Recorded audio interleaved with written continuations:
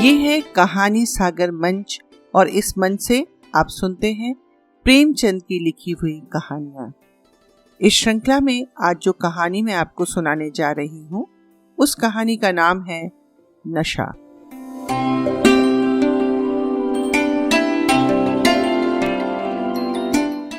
ईश्वरी एक बड़े जमींदार का लड़का था और मैं गरीब क्लर्क का, जिसके पास मेहनत मजदूरी के सिवा और कोई जायदाद न थी।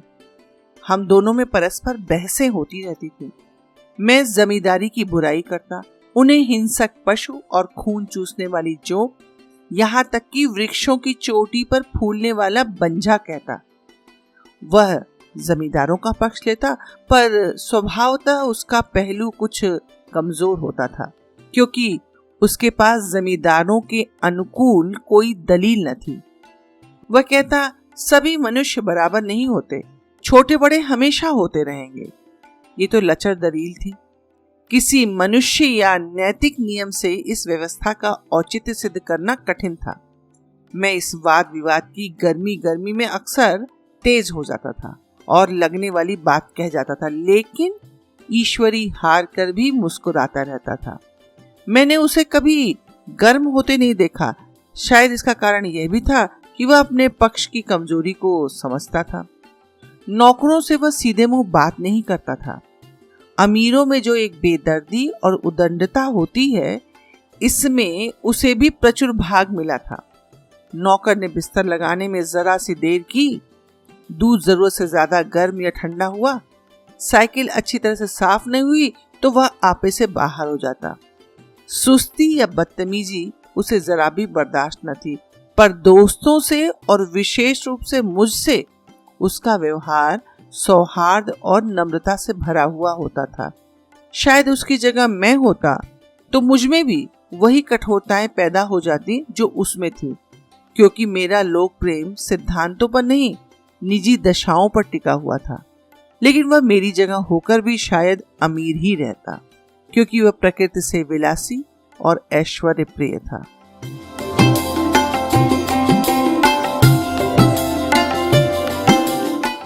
अब की दशहरे की छुट्टियों में मैंने निश्चय किया कि घर न जाऊंगा। मेरे पास किराए के लिए रुपए न थे और न घर वालों को तकलीफ देना चाहता था। मैं जानता हूँ वे मुझे जो कुछ भी देते हैं वह उनकी हैसियत से बहुत ज्यादा है। इसके साथ ही परीक्षा का भी ख्याल था। अभी बहुत कुछ पढ़ना है, पर बोर्डिंग हाउस में भूत की तरह अकेले पड़े रहने को भी जीना चाहता था। इसलिए जब ईश्वरी ने मुझे अपने घर का न्योता दिया तो मैं बिना कुछ कहे राजी हो गया। सोचा ईश्वरी के साथ परीक्षा की तैयारी खूब हो जाएगी। वह अमीर होकर भी मेहनती और ज़हीन है। उसने साथ ही यह भी कहा, लेकिन भाई एक बात का ख्याल रखना, अगर वहां जमींदारों की निंदा की तो मामला बिगड़ जाएगा और मेरे घर वालों को बहुत बुरा लगेगा। वे लोग तो आसामियों पर इसी दावे से शासन करते हैं कि ईश्वर ने आसामियों को उनकी सेवा करने के लिए पैदा किया है।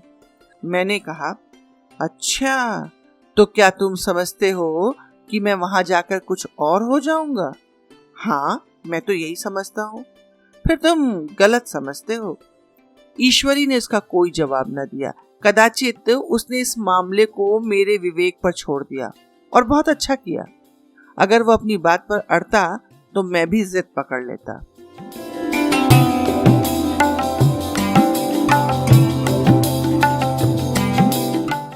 सेकेंड क्लास तो क्या, मैंने कभी इंटर क्लास में भी सफर न किया। अब की सेकेंड क्लास में सफर का सौभाग्य प्राप्त हुआ। गाड़ी तो 9 बजे रात को आती थी, पर यात्रा के हर्ष में हम शाम को ही स्टेशन जा पहुंचे। कुछ देर इधर उधर सैर करने के बाद रिफ्रेशमेंट रूम में जाकर हम दोनों ने भोजन किया। मेरी वेशभूषा और रंग ढंग से पारखी खानसामों को यह पहचानने में देर न लगी कि मालिक कौन है और पिछलग्गू कौन। लेकिन न जाने क्यों मुझे उनकी गुस्ताखी बुरी लग रही थी। पैसे ईश्वरी की जेब से गए। शायद मेरे पिताजी को जो वेतन मिलता है उससे ज्यादा इन खानसामों को इनाम इकराम में मिल जाता हो। एक अठन्नी तो चलते समय ईश्वरी ही ने दे दी। फिर भी मैं उन सभी से उसी तत्परता और विनय की अपेक्षा करता था जिससे वे ईश्वरी की सेवा कर रहे थे। यह भेद मेरे ध्यान को संपूर्ण रूप से अपनी ओर खींचे हुआ था।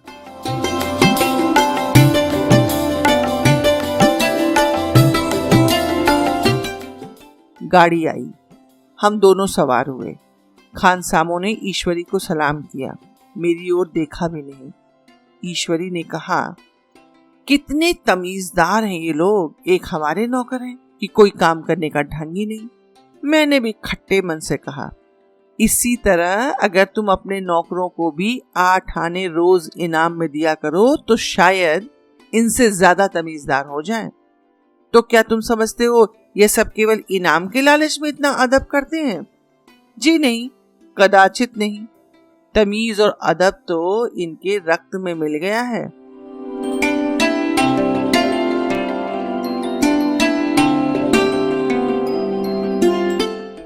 गाड़ी चली, डाक थी। प्रयाग से चली तो प्रतापगढ़ आकर रुकी। एक आदमी ने हमारा कमरा खोला। मैं तुरंत चिल्ला उठा, दूसरा दर्जा है, सेकंड क्लास है, सेकंड क्लास। उस मुसाफिर ने डिब्बे के अंदर आकर मेरी ओर एक विचित्र उपेक्षा की दृष्टि से देखकर कहा, जी हाँ, सेवक इतना समझता है, और बीच वाले बर्थ पर बैठ गया। मुझे कितनी लज्जा आई, कह नहीं सकता। भोर होते होते हम लोग स्टेशन पर पहुंच गए। स्टेशन पर कई आदमी हमारा स्वागत करने के लिए खड़े थे। 5 बेगारों ने हमारा लगेज उठाया। दोनों भद्र पुरुष पीछे पीछे चले। एक मुसलमान था, रियासत अली, दूसरा ब्राह्मण था, राम हरक। दोनों ने मेरी ओर परिचित नेत्रों से देखा, मानो कह रहे हो, तुम कौवे में हंस के साथ कैसे? रियासत अली ने ईश्वरी से पूछा, ये बाबू साहब क्या आपके साथ पढ़ते हैं? ईश्वरी ने जवाब दिया, हाँ, साथ पढ़ते हैं और साथ रहते भी हैं। यो कहिए कि आप ही की बदौलत मैं इलाहाबाद में पढ़ा हूँ, नहीं तो कब का लौट आया होता। अब की मैं इन्हें घसीट लाया हूँ। इनके घर से कई तार आ चुके थे, मगर मैंने इनकारी जवाब दिलवा दिए। आखिरी तार तो अर्जेंट था, जिसकी फीस 4 आने प्रति शब्द, पर यहाँ से उनका भी जवाब इनकारी ही था। दोनों सज्जनों ने मेरी ओर चकित नेत्रों से देखा, आतंकित हो जाने की चेष्टा करते जान पड़े। रियासत अली ने अर्धशंका के स्वर में कहा, लेकिन आप बड़े सादे लिबास में रहते हैं। ईश्वरी ने शंका निवारण की, अरे महात्मा गांधी के भक्त हैं साहब, खद्दर के सिवा कुछ पहनते ही नहीं, पुराने सारे कपड़े जला डाले। यो कहो कि राजा हैं। 2.5 लाख सालाना की रियासत है, पर आपकी सूरत देखो तो मालूम होता है अभी अनाथालय से पकड़ कर आए हैं। राम हरक बोले, अमीरों का ऐसा स्वभाव बहुत कम देखने हुए आता है, कोई भाप ही नहीं सकता। रियासत अली ने समर्थन किया, आपने महाराजा चांगली को देखा होता तो दांतों तले उंगली दबाते। एक गाढ़े की मिर्जई और चमरौधे जूते पहने बाजारों में घुमा करते थे। सुनते हैं एक बार बेगार में पकड़े गए थे और उन्हीं ने 10 लाख के कॉलेज खोल दिया। मैं मन में कटा जा रहा था, पर न जाने क्या बात थी, यह सफेद झूठ उस वक्त मुझे हास्यास्पद न जान पड़ा। उसके प्रत्येक वाक्य के साथ मानो मैं उस कल्पित वैभव के समीपतर आता जाता था।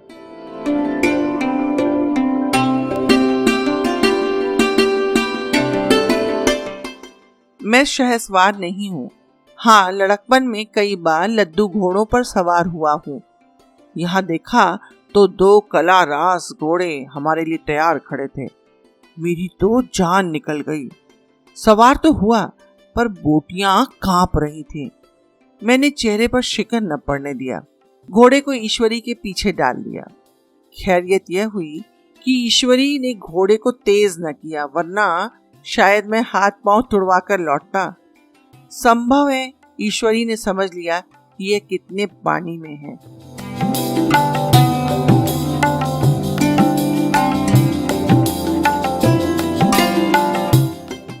ईश्वरी का घर क्या था, किला था। इमाम बाड़े सा फाटक, द्वार पर पहरेदार टहलता हुआ, नौकरों का कोई हिसाब नहीं, एक हाथी बंधा हुआ।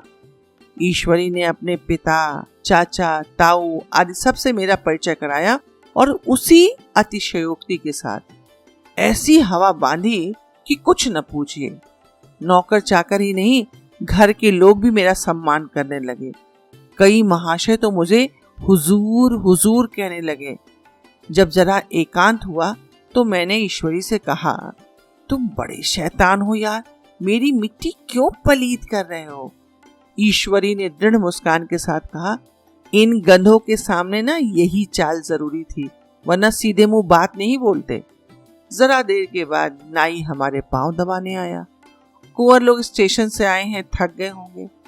ईश्वरी ने मेरी ओर इशारा करके कहा, पहले कुंवर साहब के पांव दबा।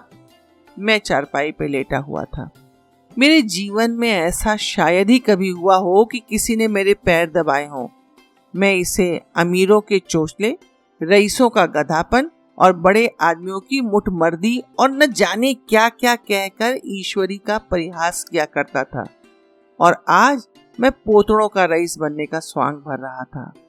इतने में 10 बज गए। पुरानी सभ्यता के लोग थे। नई रोशनी अभी केवल पहाड़ की चोटी तक ही पहुंच पाई थी। अंदर से भोजन का बुलावा आया। हम स्नान करने चले। मैं हमेशा अपनी धोती खुद छांट लिया करता हूँ, मगर यहाँ मैंने ईश्वरी की भांति अपनी धोती छोड़ दी। अपने हाथों अपनी धोती छाटते हुए मुझे शर्म आ रही थी। अंदर भोजन करने चले। हॉस्टल में जूते पहने मेज पर जा डटते थे। यहाँ पांव धोना आवश्यक था। कहार पानी लिए खड़ा था। ईश्वरी ने पांव बढ़ा दिए। कहार ने उसके पांव धोए। मैंने भी पांव बढ़ा दिए। कहार ने मेरे पांव धोए। मेरा वह विचार न जाने कहाँ चला गया था। सोचा था वहां देहात में एकाग्र होकर खूब पढ़ेंगे, पर यहाँ सारा दिन सैर सपाटा में कट जाता। कहीं नदी में बजरे पर सैर कर रहे हैं, कहीं मछलियों या चिड़ियों का शिकार खेल रहे हैं, कहीं पहलवानों की कुश्ती देख रहे हैं, कहीं शतरंज पर जमे हैं। ईश्वरी खूब अंडे मंगवाता और कमरे में स्टोव पर आमलेट बनते। नौकरों का एक जत्था हमेशा घेरे रहता। अपने हाथ पांव हिलाने की कोई जरूरत नहीं होती, केवल जुबान हिला देना काफी था।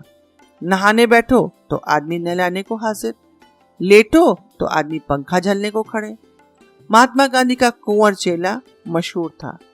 भीतर से बाहर तक मेरी धाक थी। नाश्ते में जरा भी देर ना होने पाए, कहीं कुंवर साहब नाराज ना हो जाए। बिछावन ठीक समय पर लग जाए, कुंवर साहब के सोने का समय आ गया। मैं ईश्वरी से भी ज्यादा नाजुक दिमाग बन गया था, या बनने पर मजबूर किया गया था। ईश्वरी अपने हाथ से बिस्तर बिछा ले, लेकिन कुंवर मेहमान अपने हाथों कैसे अपना बिछावन बिछा सकते हैं? उनकी महानता में बट्टा लग जाएगा। एक दिन सचमुच यही बात हो गई। ईश्वरी घर में था। शायद अपनी माता से कुछ बातचीत करने में देर हो गई। यहाँ 10 बज गए। मेरी आंखें नींद से झपक रही थी, मगर बिस्तर कैसे लगाऊं? कुंवर जो ठहरा। कोई 11:30 बजे महरा आया। बड़ा मुंह लगा नौकर था। घर के धंधों में मेरा बिस्तर लगाने की उसे सुध ही न रही। अब जो याद आई तो भागा हुआ आया। मैंने ऐसी डांट लगाई कि उसने भी याद किया होगा। ईश्वरी मेरी डांट सुनकर बाहर निकल आया और बोला, तुमने अच्छा किया, ये सब हरामखोर इसी व्यवहार के योग्य हैं। इसी तरह ईश्वरी एक दिन एक जगह दावत में गया हुआ था। शाम हो गई, मगर लैंप मेज पर रखा हुआ था। दिया सलाई भी थी, लेकिन ईश्वरी कभी खुद लैंप नहीं जलाता था, फिर कुंवर साहब कैसे जलाए? मैं झुंझला रहा था। समाचार पत्र आया रखा हुआ था। जी उधर लगा हुआ था, पर लैंप नदारत। दैव योग से उसी वक्त मुंशी रियासत अली आ गए। मैं उन्हीं पर उबल पड़ा। ऐसी फटकार बताई कि बेचारा उल्लू हो गया। तुम लोगों को इतनी फिक्र भी नहीं कि लैंप तो जलवा दो? मालूम नहीं ऐसे कामचोर आदमियों का यहाँ कैसे गुजारा होता है। मेरे यहाँ घंटे भर निर्वाह न होता। रियासत अली ने कांपते हुए हाथों से लैंप जला दिया। वहां एक ठाकुर अक्सर आया करता था। कुछ मनचला था, महात्मा गांधी का परम भक्त। मुझे महात्मा जी का चेला समझकर मेरा बड़ा लिहाज करता था, पर मुझसे कुछ पूछते हुए संकोच करता था। एक दिन मुझे अकेला देखकर आया और हाथ बांधकर बोला, सरकार तो गांधी बाबा के चेले हैं ना?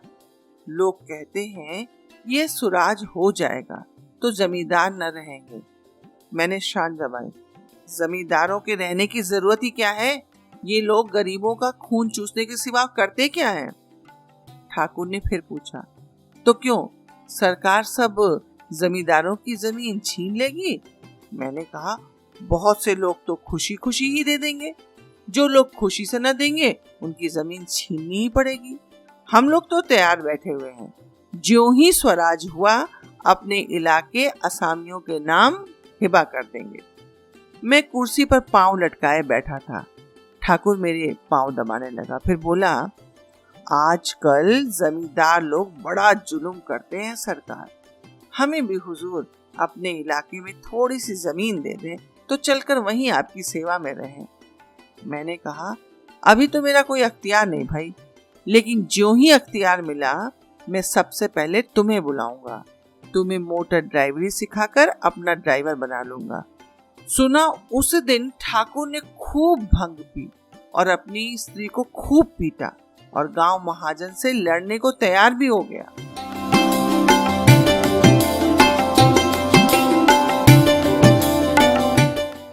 छुट्टी इस तरह तमाम हुई और हम लोग प्रयाग चले। गांव के बहुत से लोग हम लोगों को पहुंचाने आए। ठाकुर तो हमारे साथ स्टेशन तक आया। मैंने भी अपना पार्ट खूब सफाई से खेला और अपनी कुबेरोचित विनय और देवत्व की मुहर हर एक हृदय पर लगा दी। जी तो चाहता था हर एक नौकर को अच्छा इनाम दो, लेकिन वह सामर्थ्य कहाँ थी। वापसी टिकट था ही, केवल गाड़ी में बैठना था, पर गाड़ी आई तो ठसाठस भरी हुई। दुर्गा पूजा की छुट्टियां भोग कर सभी लोग लौट रहे थे। सेकंड क्लास में तिल रखने की जगह नहीं। यह आखिरी गाड़ी थी, किसी तरह रुक न सकते थे। बड़ी मुश्किल से तीसरे दर्जे में जगह मिली। हमारे ऐश्वर्य ने वहां अपना रंग जमा लिया, मगर मुझे उसमें बैठना बुरा लग रहा था। आए थे आराम से लेटे लेटे, जा रहे हैं सिकड़े हुए। पहलू बदलने को भी जगह न थी। कई आदमी पढ़े लिखे भी थे। वे आपस में अंग्रेजी राजे की तारीफ करते जा रहे थे। एक महाशय बोले, ऐसा न्याय तो किसी राज्य में देखा नहीं, छोटे बड़े सब बराबर। राजा भी किसी पर अन्याय करे तो अदालत उसकी गर्दन दबा लेती है। दूसरे सज्जन ने समर्थन किया, अरे साहब, आप खुद बादशाह पर दावा कर सकते हैं, अदालत में बादशाह पर डिग्री हो जाती है। एक आदमी जिसकी पीठ पर बड़ा गट्ठर बंधा था, कलकत्ते जा रहा था। कहीं गठरी रखने को जगह न मिलती थी, पीठ पर बांधे हुए था। इससे बेचैन होकर बार बार द्वार पर खड़ा हो जाता था। मैं द्वार के पास ही बैठा हुआ था। उसका बार बार आकर मेरे मुंह को अपनी गठरी से रगड़ना मुझे बहुत बुरा लगा। एक तो हवा यूं ही कम थी, दूसरे उस गंवार का आकर मेरे मुंह पर खड़ा हो जाना मानो मेरा गला दबाना था। मैं कुछ देर तक जब्त किए बैठा रहा। एकाएक मुझे क्रोध आ गया। मैंने उसे पकड़कर पीछे ढकेल दिया, 2-4 तमाचे जोर से लगाए। उसने आंखें निकालकर कहा, क्यों मारते हो बाबूजी? हमने भी किराया दिया है। मैंने उठकर 2-3 तमाचे और जड़ दिए। गाड़ी में तूफान आ गया। चारों ओर से मुझ पर बौछार पड़ने लगी। अरे भाई, इतने अगर नाजुक हो तो अव्वल दर्जे में क्यों नहीं बैठे? कोई बड़ा आदमी होगा, कोई बड़ा आदमी होगा तो अपने घर का होगा। मुझे इस तरह मारते तो दिखा देता। अरे भाई, क्या कसूर किया था बेचारे ने? गाड़ी में सांस लेने को जगह नहीं, खिड़की पर जरा सांस लेने खड़ा हो गया तो उस पर इतना क्रोध। अमीर होकर क्या आदमी अपनी इंसानियत बिल्कुल खो देता है? ये भी अंग्रेजी राज है जिसका आप बखान कर रहे हैं। एक ग्रामीण बोला, दफ्तर में घुस पावत नहीं, उस पर इतना मिजाज। ईश्वरी ने अंग्रेजी में कहा, what an idiot you are bid. और मेरा नशा अब कुछ कुछ उतरता हुआ मालूम होता था। धन्यवाद।